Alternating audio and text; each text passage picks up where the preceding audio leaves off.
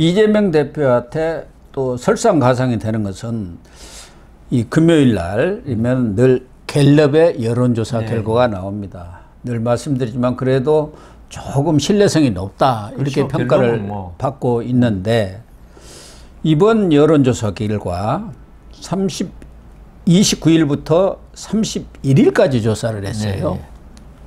그러니까 이재명 단식 그것도 일정 부분 이제 반영이 됐다고 봐야겠죠. 그런데 민주당이 대폭락을 했습니다. 그냥 5%가 떨어져 가지고 국민의힘은 34%, 국민의힘은 그냥 그대로 유지가 됐습니다. 근데 민주당은 27%. 네. 그래갖고 7% 차로 오차 범위를 벗어나 가지고 이렇게 떨어져 버렸어요. 그렇지 않았더라면은 거의 그냥 비슷하지 않습니까? 5%가 그대로 있었다면은 33% 아닙니까? 네. 그러니까 결과적으로 보면은 가장 크게 영향을 받았은 게 왜 이렇게 떨어졌을까요? 그러니까 결국은 전 단식 네. 그게 문제도 컸고 그다음 사실은 이거 민주당이 대참사라 그래야 될 게 후쿠시마 오염 처리수 그 문제로 지금 오히려 국민의힘 지지자들도 윤석열 대통령에 대해서 부정적인 평가를 하는 분이 꽤 있어요. 그 정도로 후쿠시마 오염 처리수가 국민의힘에는 지금 악재예요. 악재죠. 네, 그러면은 악재죠. 국민의힘이 34%에서 확 떨어져야 돼요.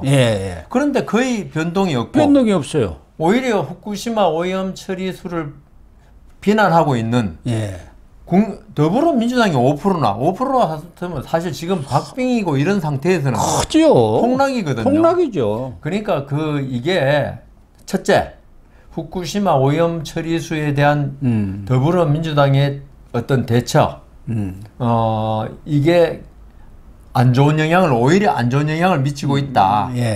그다음 이재명 대표의 어떤 이번에 단식이 결국 아까도 수십 번 말했지만은 검찰 수사를 회피하고 구속을 피하기 위한 묘수, 꼼수 단식이다. 비책, 꼼수 단식이라는 인식이 이게 중도층 여기에 먹혀 들어간 거예요. 이게 중도층은 그렇게 인식하고 있는 거예요. 이게 건전한 상식을 가진 사람이라면 이재명 대표의 단식에 대해서 저같이 생각하는 사람이 많을 겁니다.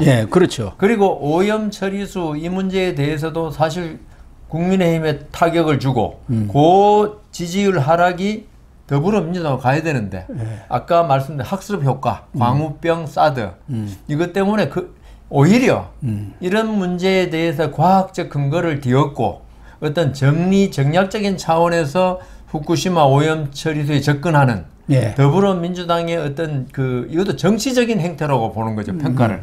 정말 국민의 어떤 먹거리, 그다음 건강을 위해서 한다는 인식보다는 인식을 주기보다는 정략이 아니냐. 이재명 대표의 검찰 수사를 방탄하는 데 사용된 거 아니냐. 그리고 이제까지 광우병 이런 데서 보지만 전부 다 국민들을 생각하기보다는 자기들 정파의 이익을 위해서 이런 국민의 건강에 중요한 문제를 이용하는 거 아니냐. 이런 인식이 확산되고 있다.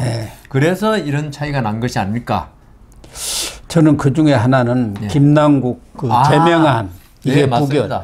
이거 절대 부결시켜서는 안 되는 사안 아닙니까? 그렇죠. 그런데 이것도 측근 챙기기 아닙니까? 김남국이가 중앙대 후배에다가 아주 뭐 친명 중에 친명이고 그런 사람 아닙니까? 그러니까 이것도 이재명이가 불출마 선언까지 한 사람을 제명까지 하면 되겠느냐는 그런 메시지를 내놓으니까 그냥 돌아서고. 더불어민주당 3명 윤리위원이 부표를 던진 거 아닙니까? 그러니까 도덕적 파탄이라는 얘기가 그대로 나오고 있고 당내에서도 민주당의 민낯을 그대로 보여줬다. 그렇게 얘기가 나오고 있는 거 아닙니까? 김남국 의원 얘기는 많이 했지만은 일반 의원들의 어떤 일탈 행동 그거보다 훨씬 심한 거였어요. 그럼요. 특히 회기 중 상임위원회 중 그렇게 수백 번 수천 번의 코인 거래 한다는 게 이거는 정신적으로 오히려 문제가 있지 않을까 할 정도의 그건 심한 일탈이었어요.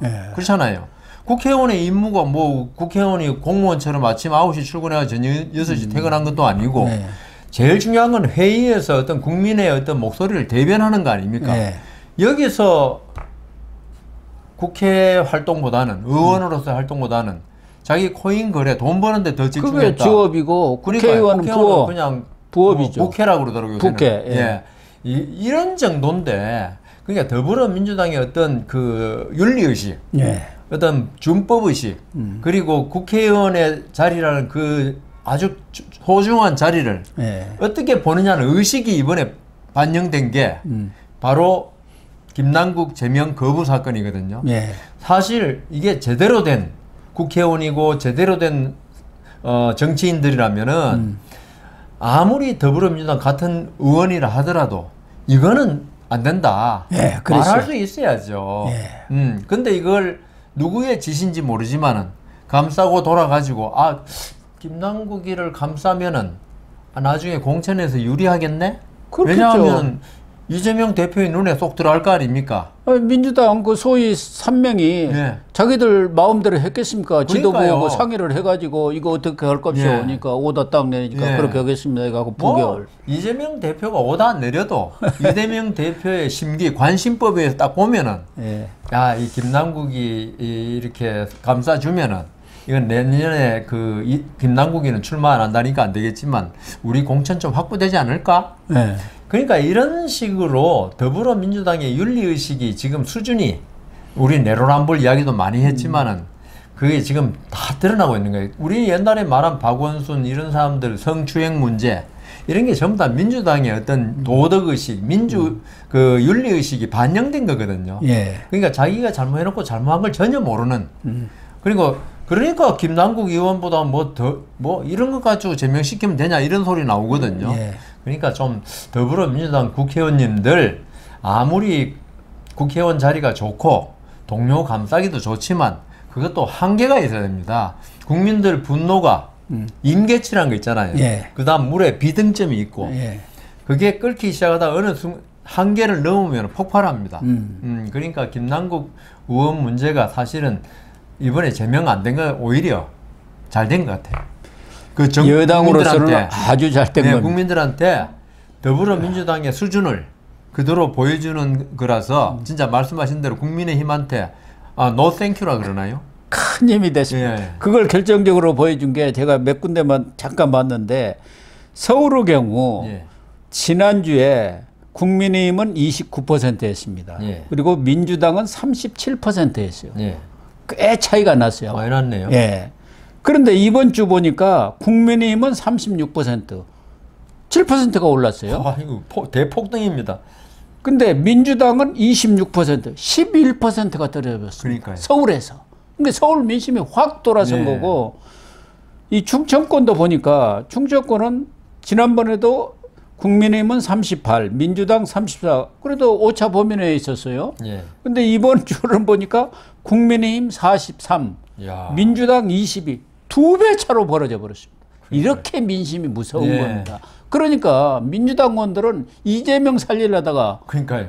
다 죽게 생긴 예. 이런 상황이 온 거예요. 그래서 조금 있으면 아마 틀고 일어날 겁니다. 그러니까 지금 그 여론의 향배를 예. 더불어민주당도 주시하고 있지 않겠습니까? 지금 그렇죠. 총선이 한 6개월, 몇 개월 남았나요? 한 7개월 남았나요? 예. 그런 상태에서 이런 식으로 이게 그때까지는 반전도 가능하지만 예. 계속적으로 이런 이재명 대표의 사법 리스크, 그다음 김남국 의원의 제명 문제 등 더불어민주당의 어떤 타락한 도덕성 예. 이게 계속 이슈화 된다면은 이게 내년 총선 서울에서 장담 못하는 거죠. 서울은 완전히 뒤집혀질 수 있고 또 연령별로도 30대 그 지지율을 보니까 지난주에는 국민의힘이 24고 민주당이 36으로 엄청나게 높았어요. 한 12% 차이 났는데 이번에는 확 뒤집혔어요. 국민의힘이 27, 민주당이 20, 7% 오차 범위 내로 이렇게 뒤집혀 버렸어요. 그러니까 젊은 층까지. MZ 세대 아닙니까? 예. MZ 세대들이 의외로 어떤 공정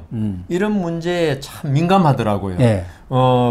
불평등한 거, 그다음 내가 부당한 대우를 받는 거 못 참는데 김남국 의원이 40대지만 뭐 아직 결혼도 안 했고 네. 젊은 의원 아닙니까?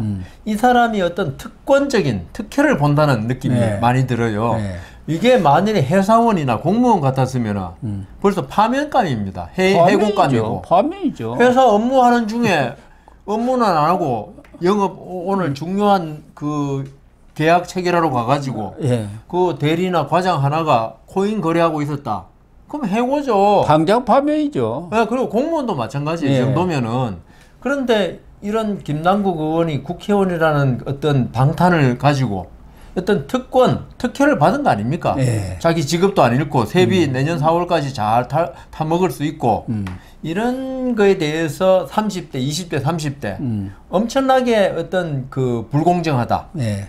그런 걸 느끼는 거죠. 예, 그러니까 그렇죠. 이번에 그 지지율에 이렇게 역전되고 하는 게 바로 MZ 세대의 특성을 이 더불어민주당이나 진보가 있죠. 젊은 층은 영원히 우리 편이다 생각할 예. 줄 몰라요. 근데 이미 대학도 많이 바뀌어가지고 옛날에 운동권이 거의 학생회장 다 했는데 지금은 학생들 복지를 누가 잘 챙겨주느냐 실리적으로 그럼요. 변했거든요. 예. MZ 세대가 바로 실리 세대입니다. 제가 볼 때는. 그렇습니다. 예.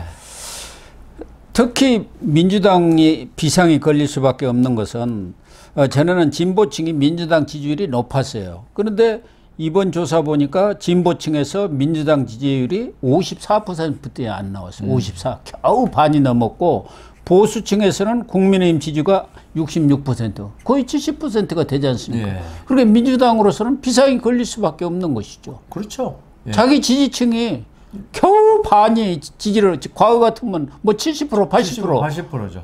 그렇게 하는데 자기 지지층, 진보층이 봐도 이건 아니다. 이건 그러면. 아니다. 정의당이 이번에 나온 그 이번에 김남국 제명에 대해서 정의당이 낸 논평들 예, 한번 그거 보셨지 않습니까? 국민 우롱하는 짓이라고 예. 막 나오지 뭐 않습니까? 정의당이라면 우리는 거의 뭐 더불어민주당과 색깔이 비슷하거나 더 진한 걸로 보는데 예. 거기서조차도 더불어민주당이 이번 행태를 비난할 정도니 일반 국민들 정의당이라면 진보 중에 진보 아닙니까? 예. 진진보죠. 네. 여기서 이번 그 더불어민주당 행태를 비난할 정도면 이거는 진짜 우리 중도층이나 약간의 진보 이런 분들한테 주는 그 어떤 상실감, 예. 도덕적인 낭패감은 대단할 것이다. 그래서 민주당에 대해서 쓴소리를 뭐 거침없이 하는 유인태 네. 전 정무수석이 CBS에 나와갖고 어젠가 이재명 대표는 시작부터 잘못된 것이다. 대표를 해서는 안 될 사람이 대표를 하고 있기 때문에 윤석열 정부가 저렇게 일을 하고 있는데도 불구하고 지지율이 계속 하락하고 있고 특히 돈봉투 사건이라든가 김남국 코인 의혹에 대해서 아주 미온적으로 대응한 것 이런 것들이 결국 이재명 리더십의 한계를 보여주는 제대로 짚은 것 같더라고요. 그러니까 이게 또 내로남불 이야기나 하는데 그 돈봉투 사건 네. 그게 송영길 전 대표가 아니고 그러니까 이재명 의원을 만들어준 네. 대표를 만들어준 송영길 전 대표가 아니었으면은 이번에 돈봉투 사건으로 뭐 이재명 대표가 길길이 뭐 뛰었을 거예요.